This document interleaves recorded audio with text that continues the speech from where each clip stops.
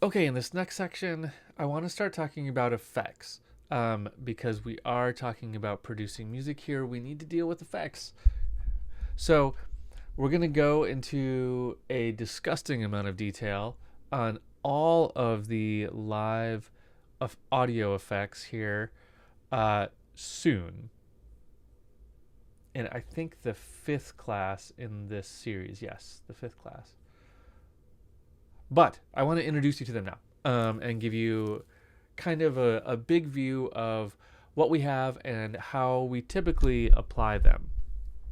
All of the effects that we have, we can kind of group into three different categories. Okay, they are dynamic effects, that would be effects that mess with the volume in some way or another. The second is pitch effects or frequency effects. Those would be things that mess with the frequency content of our sound. And the third would be time effects, effects that mess with time, like delays, things that add time, things like that. There are a couple other effects that we have that don't really fall into any good category, like some of these utility ones and things like that. But the majority of the effects that we have fit into one of those three buckets. Now, there's no right or wrong way to use effects. Put them on as your heart is content to do. However,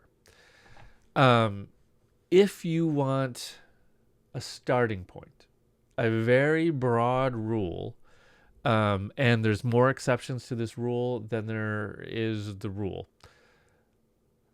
But a good place to start would be to use them in that order. Okay, so put your dynamic effects first, put your pitch effects second, and your time effects third. If you're putting all three of those on a single track, that's a good order to start with. But the order does matter. The order will change the sound. So let's mess around with some effects. I think I want to play around more with this hi-hat and